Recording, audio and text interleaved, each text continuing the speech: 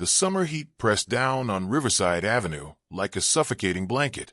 Tyson Martinez wiped sweat from his forehead as he walked home from his shift at the community center, his worn sneakers slapping against the cracked sidewalk.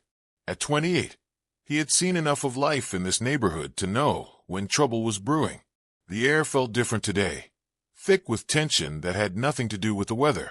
Children's laughter echoed from the small park ahead, where families gathered each evening to escape their cramped apartments. Mrs. Chin sat on her usual bench, watching her twin granddaughters chase butterflies near the swing set. Old Mr. Thompson was teaching a group of teenagers how to play chess on the weathered concrete tables. The scene should have been peaceful, but Tyson noticed the way people kept glancing toward the street, their conversations hushed and anxious.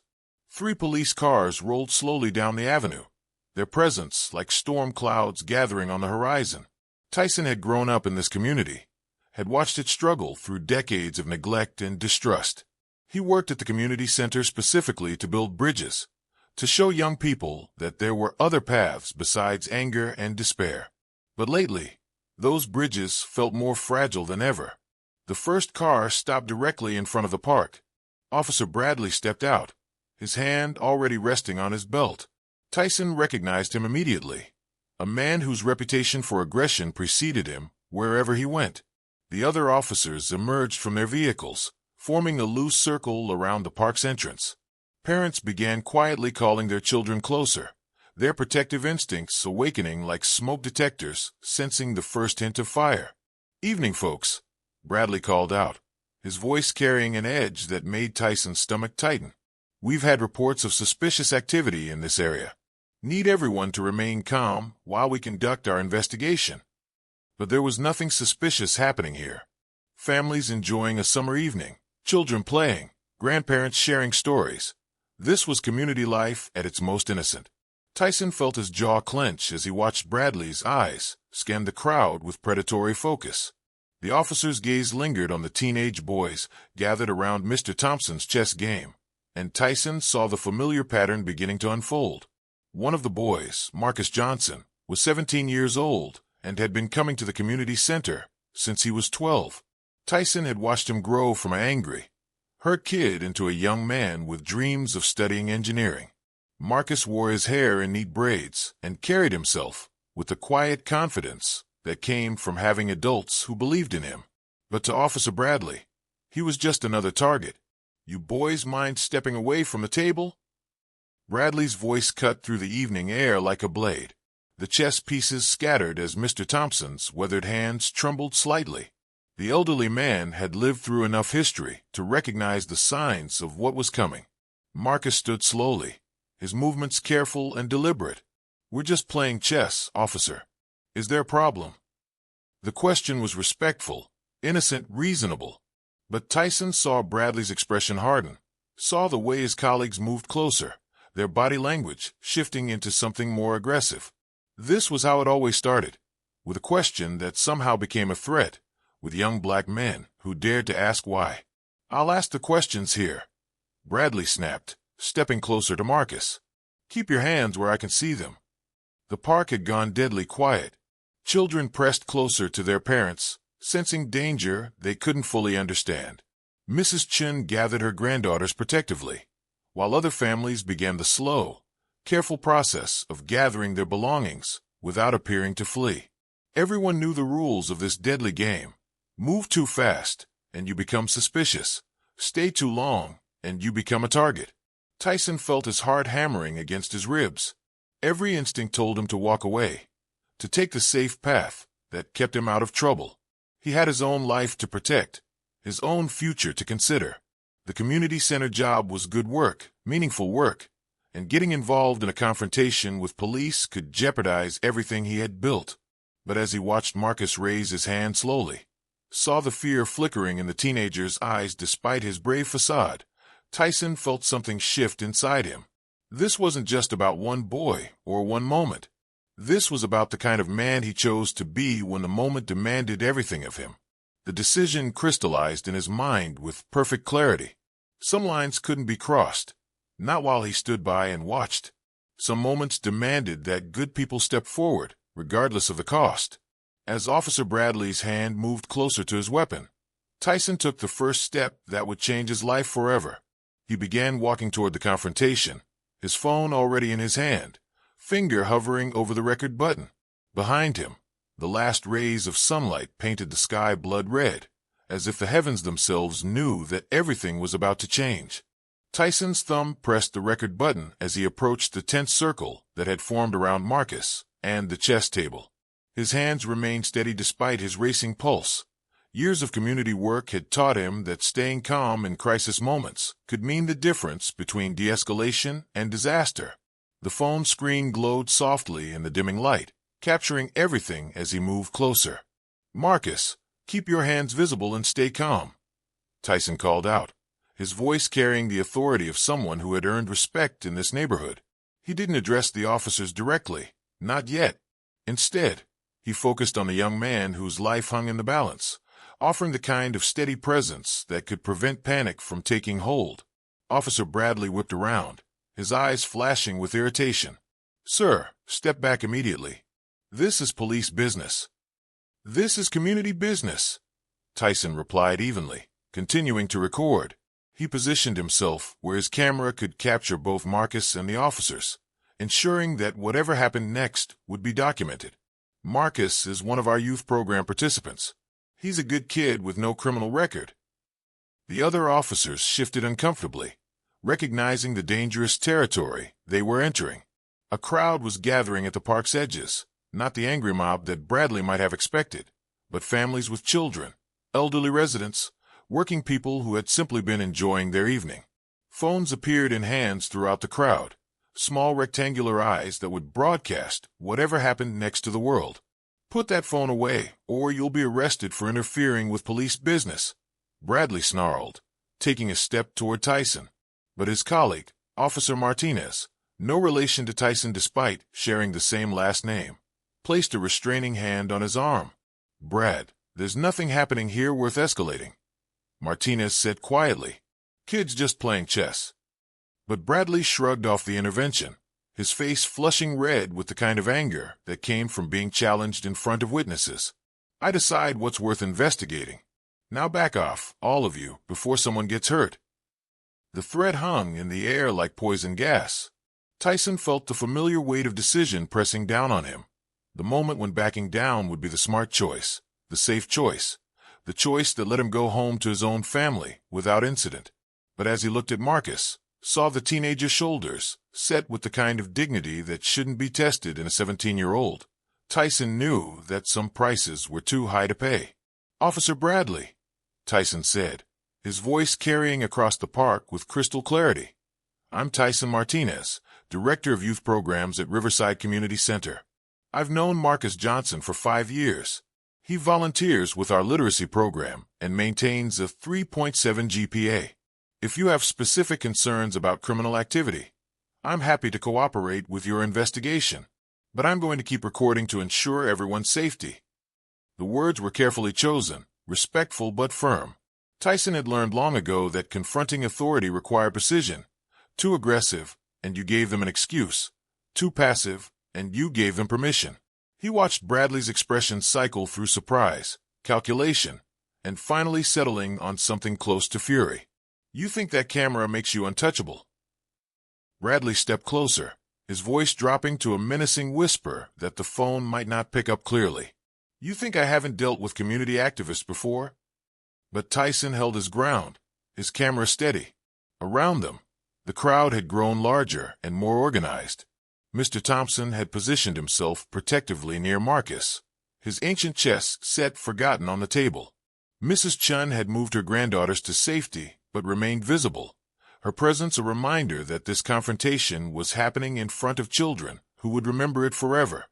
"I think," Tyson said calmly, "that we're all neighbors trying to keep our community safe.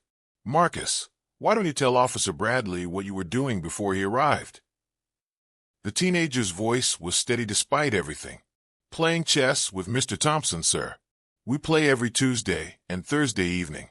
Sometimes other kids join us, and Mr. Thompson teaches us strategy."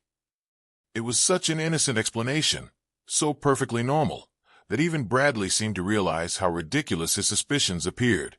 But instead of backing down gracefully, the officer doubled down on his aggression. "Don't tell me what you were doing. I'll determine that for myself. Turn around and put your hands on the table." "No." The word came from Tyson's mouth before he fully realized he was going to say it. The park went completely silent, as if the entire neighborhood had drawn in its breath at the same time.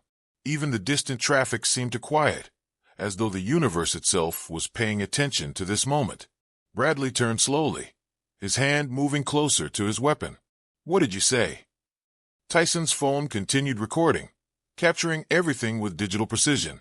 His voice remained calm, but there was steel underneath it now, the strength that came from finally deciding which side of history he wanted to be on. "I said no. Marcus hasn't committed any crime. You have no reasonable suspicion to detain him. And I'm not going to stand here and watch you violate this young man's rights just because you can." The confrontation had reached its tipping point. Everything that happened next would echo through the community for years to come. Tyson felt the weight of that responsibility, understood that his next words might determine whether a good kid went home safely or became another tragedy on the evening news. Behind him, he heard the soft murmur of voices as more neighbors arrived, drawn by the spreading word that something significant was happening in their park. The community was mobilizing, not with anger or violence, but with the quiet power of people who had decided they would not be silent witnesses to injustice. Officer Bradley's radio crackled with static, a reminder that this confrontation was being monitored by his superiors. Every second that passed made retreat more difficult, made the stakes higher for everyone involved. But Tyson knew there was no going back now. He had drawn his line in the sand, and he would stand behind it whatever the cost. The tension in Riverside Park had reached a breaking point, the kind of moment where time seemed to slow and every detail became crystal clear. Tyson could hear his own heartbeat, could see the sweat beading on Officer Bradley's forehead, could feel the weight of dozens of eyes watching from every direction. His phone continued recording, the small device suddenly feeling as heavy as a weapon in his hand. "You're interfering with a police investigation," Bradley said, his voice tight with barely controlled rage. "Put the phone down and step away, or I'll arrest you for obstruction of justice." But Tyson had crossed a line he couldn't uncross. The teenager behind him, Marcus, with his chess-playing dreams and engineering aspirations, represented everything good about this community that adults were supposed to protect. "Officer, I understand you have a job to do, but Marcus is a minor and his parents aren't here. As a community leader, I have a responsibility to ensure his rights are protected." The crowd around them had grown to nearly 50 people, a mixture of families, teenagers, and elderly residents who had lived in this neighborhood for decades. They formed a loose semicircle, not threatening or aggressive, but unmistakably present. Mrs. Patterson from the corner store stood with her arms crossed, her weathered face set in the kind of determination that came from raising 6 children in tough times. Tommy Williams, barely 19 himself, held up his phone with shaking hands, documenting everything for social media, where it would spread like wildfire. Officer Martinez stepped closer to his partner, speaking in urgent whispers that the crowd couldn't quite hear. But Tyson caught fragments. "Supervisor. Backup. Situation under control." The younger officer clearly understood that they had walked into something bigger than a routine stop, something that could destroy careers if handled wrong. "Marcus," Tyson said without taking his eyes off Bradley, "I want you to slowly sit back down at the chess table. Keep your hands visible and don't make any sudden movements. Mr. Thompson, please stay close to him." The elderly chess master nodded, his gnarled hands trembling slightly as he moved to stand protectively beside his young student. "Been playing chess in this park for 37 years, he said in a voice that carried surprising strength. "Never needed police permission before." Bradley's radio crackled again, and this time the voice was clearly audible. "Unit 47, what's your status? We're getting calls about a crowd situation at Riverside Park." The officer grabbed his radio, stepping away slightly as he responded. "Control, this is Unit 47. We have a minor disturbance. Situation under control." But his eyes kept darting to the growing crowd, to the phones recording his every word, to Tyson, who stood like an immovable obstacle between him and Marcus. Bradley. The voice belonged to Sergeant Rodriguez, who had just arrived in an unmarked car. She was a 20-year veteran with a reputation for fairness, someone who had earned respect through competence rather than fear. Her presence changed the entire dynamic of the confrontation. "What's the situation here?" Tyson felt a flicker of hope. Rodriguez had been one of the officers who had worked with the community center on youth outreach programs. She knew him, knew the work he did, knew that he wasn't some troublemaker looking for conflict with police. "Sergeant Rodriguez," Tyson said respectfully, lowering his phone slightly, but not stopping the recording. "We have a misunderstanding here. Marcus Johnson was playing chess with Mr. Thompson when officers arrived. No crime has been committed, no laws broken. We just want everyone to go home safely." Rodriguez surveyed the scene with experienced eyes, taking in the chess board, the peaceful crowd, the obvious absence of any criminal activity. Her gaze lingered on Bradley, whose face was still flushed with anger and embarrassment. She had dealt with situations like this before. Good cops making bad decisions, letting ego override judgment. "Officer Bradley, step back," she ordered quietly. It wasn't a request. Bradley hesitated for a moment, clearly wanting to save face in front of the crowd, but ultimately he couldn't ignore a direct order from his supervisor. "Marcus," Rodriguez addressed the teenager directly, her voice calm and professional. "I apologize for any confusion. You're free to go home whenever you're ready." She turned to Tyson. "Mr. Martinez, I appreciate you keeping things calm here. Can I have a word with you privately?" The crowd began to relax slightly, sensing that the immediate danger had passed. But nobody moved to leave. They had seen too many situations where apparent de-escalation turned back into violence without warning. Parents gathered their children closer while keeping watchful eyes on the officers. Tyson followed Rodriguez a few steps away from the main group, his phone still recording, but held lower now. "Sergeant, I want you to know that I have nothing but respect for the work that good officers do. But what was happening here wasn't police work. It was harassment of a minor who was doing nothing wrong." Rodriguez nodded slowly. "I understand your position, and frankly, you were right to intervene. But Tyson, you put yourself at serious risk here. Bradley's got a history of overreacting. This could have gone very badly." "It would have gone badly if I hadn't intervened," Tyson replied firmly. "That young man doesn't deserve to be treated like a criminal for playing chess in his own neighborhood. And if standing up for what's right puts me at risk, then that's a risk I'm willing to take." The sergeant studied him for a long moment, seeing something in his face that made her expression soften slightly. "The community is lucky to have people like you. But be careful, Tyson. Not everyone in my department sees things the way I do." As if to emphasize her point, Bradley was pacing near his patrol car, speaking rapidly into his radio. His body language radiated frustration and anger, the kind of rage that didn't simply evaporate when a superior officer intervened. He kept glancing toward Tyson and Marcus, his eyes promising that this wasn't over. Rodriguez noticed her officer's behavior and frowned. "Bradley, pack it up. We're done here." She turned back to Tyson. "I'm going to recommend additional community policing training for my officers. Maybe you could help design some scenarios that would help them better understand situations like this." It was an olive branch, an opportunity to turn this confrontation into something constructive. But as Tyson watched Bradley slam his car door and drive away, he knew that tonight had created enemies as well as allies. The officer's final glare promised retribution, the kind of slow-burning vengeance that could make life very difficult for someone who had dared to stand up to police authority. The crowd began to disperse as the remaining officers left, but the energy in the park had fundamentally changed.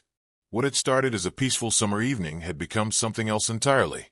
A moment when ordinary people had stood together against injustice, when a community had refused to let fear silence their conscience.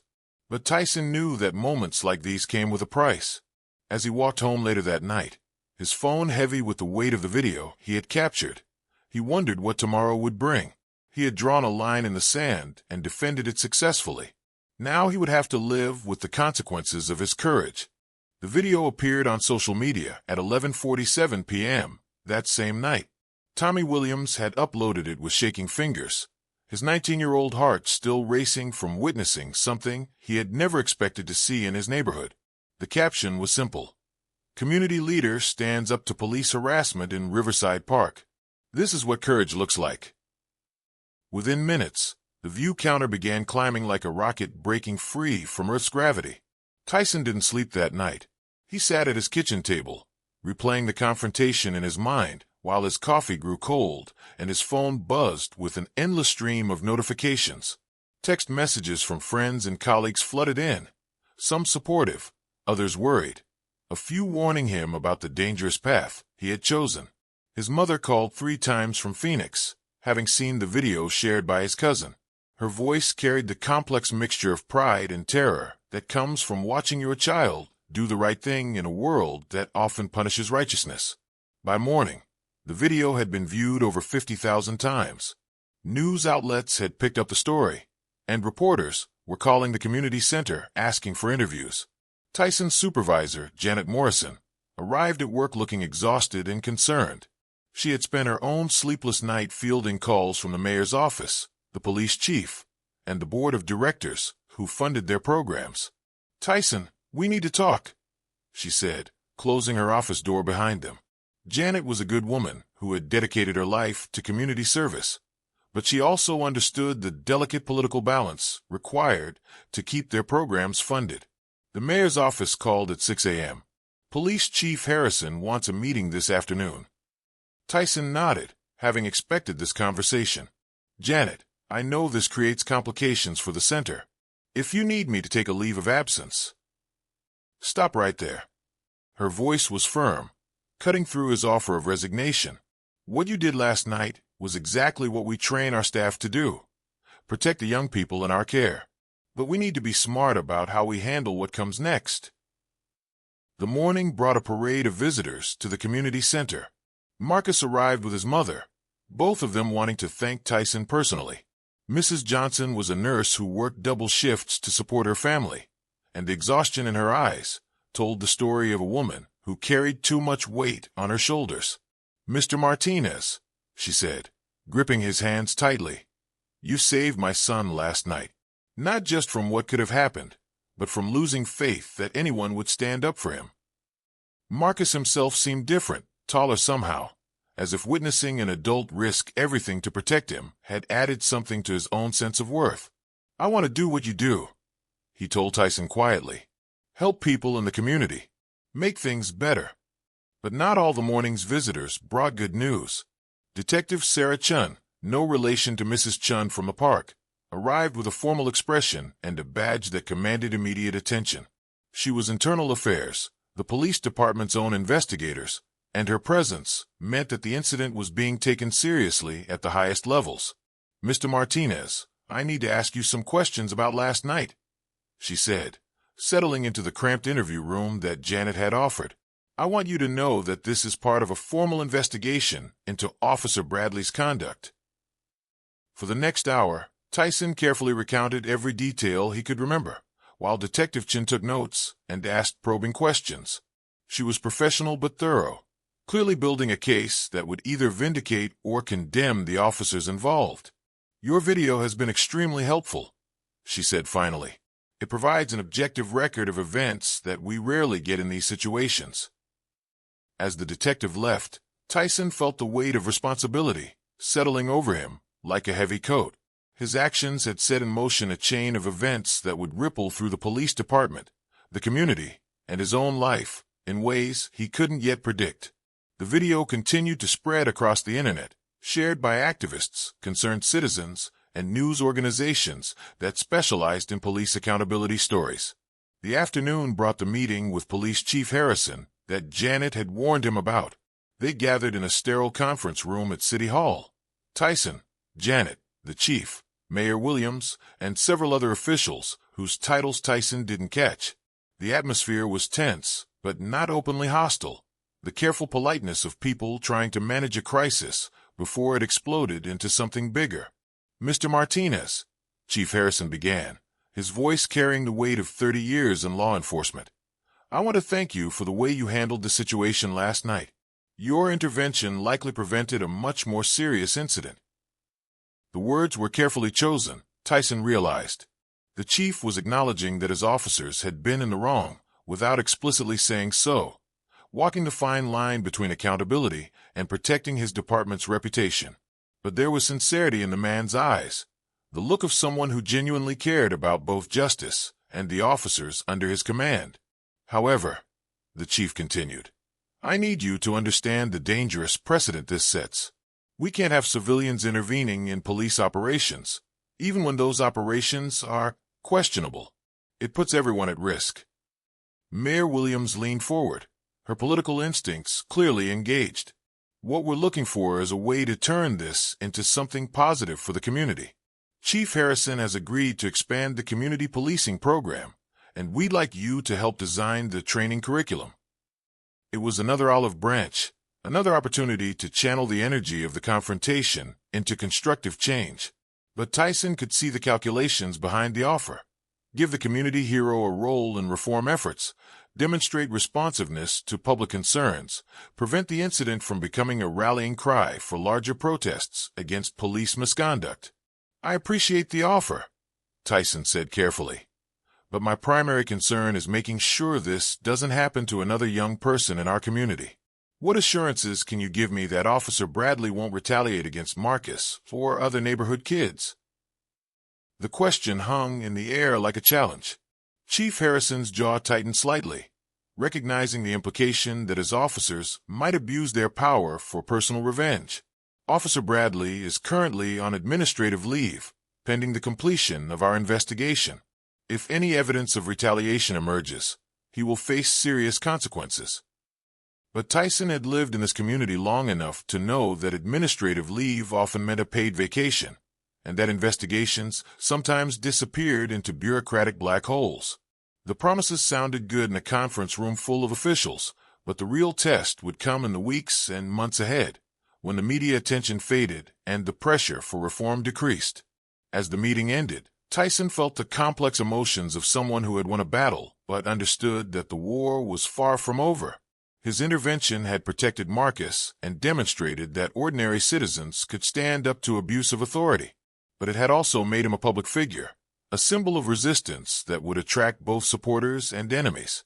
Walking back to the community center through streets that looked the same but felt different, Tyson understood that his life had been permanently changed by those few minutes in Riverside Park.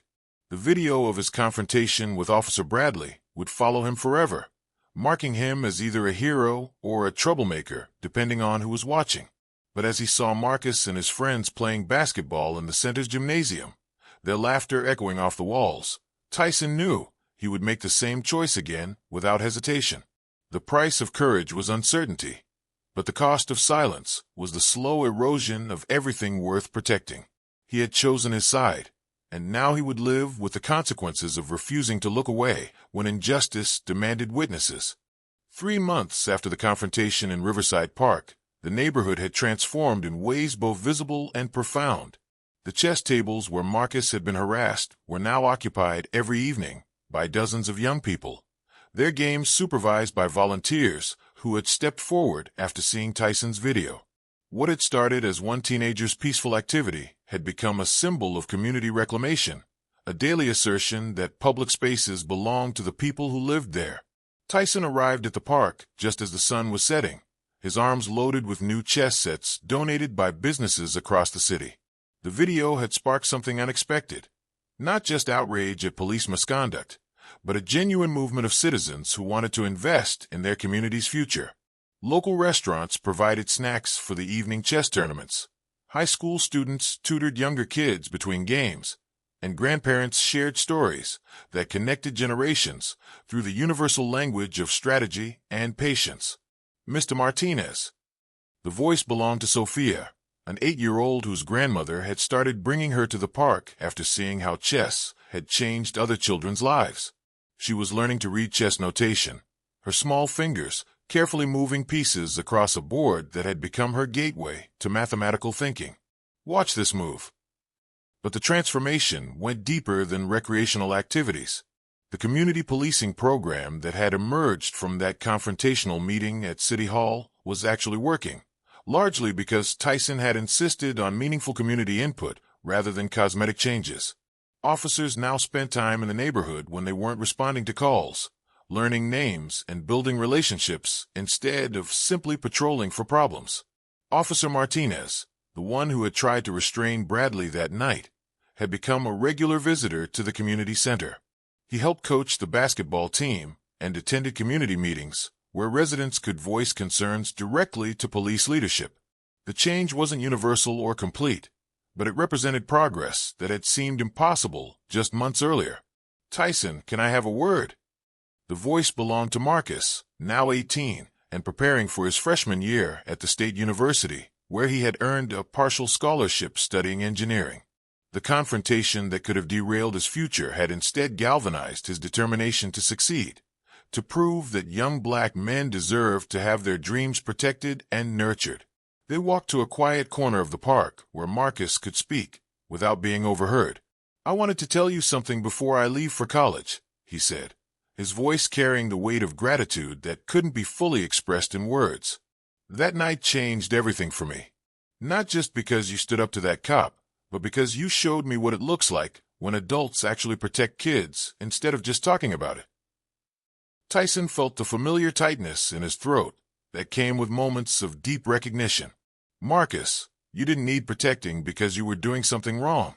You needed protecting because you're valuable, because your dreams matter, because this community believes in your future."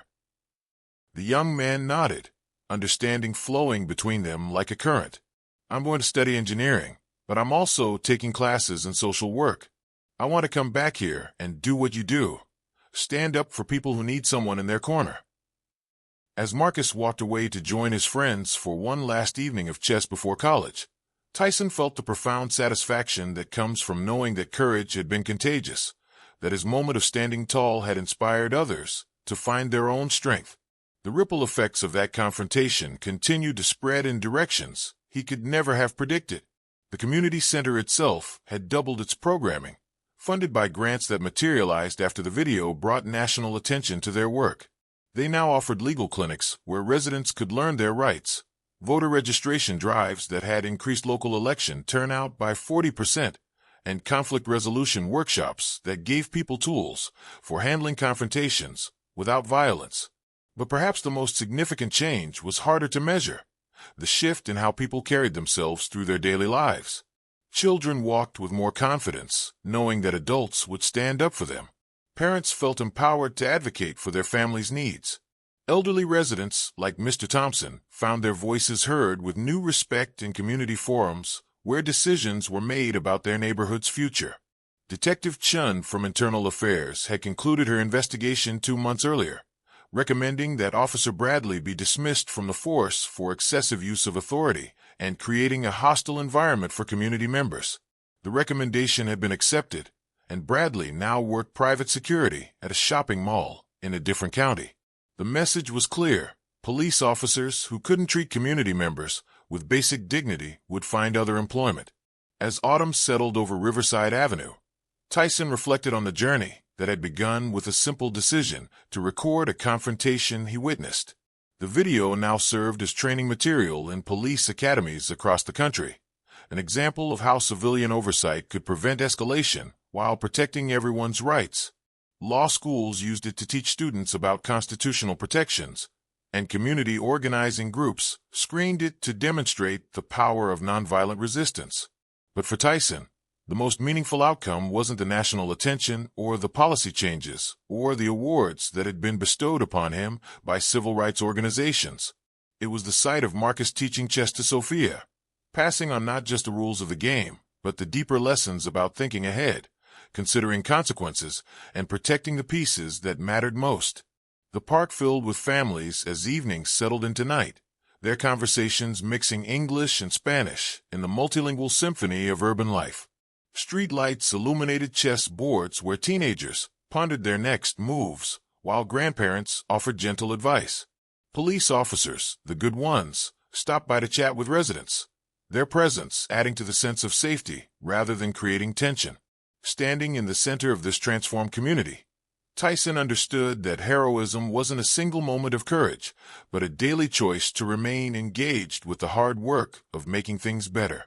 The confrontation with Officer Bradley had lasted less than 20 minutes, but its aftermath had revealed the deeper truth that communities change when individuals decide they won't accept injustice as inevitable. His phone buzzed with a text message from his mother in Phoenix. Saw the news story about the chess program. So proud of what you've built there. The message included a photo of her showing the original video to her church group, using his story to encourage other people to find their own courage when confronted with moments that demanded moral clarity. As the evening wound down and families began gathering their chess sets and water bottles, Tyson felt the deep contentment that comes from knowing that fear hadn't won, that silence hadn't triumphed, that one person's decision to stand up had created space for an entire community to stand together. The price of courage had been uncertainty and risk, but the reward was a neighborhood where children could play chess without fear, where justice felt possible, and where heroism was measured not in dramatic gestures, but in the daily choice to protect what mattered most. The transformation was complete, but it was also just beginning, a testament to the enduring power of ordinary people who refuse to remain silent when the moment demands everything of them.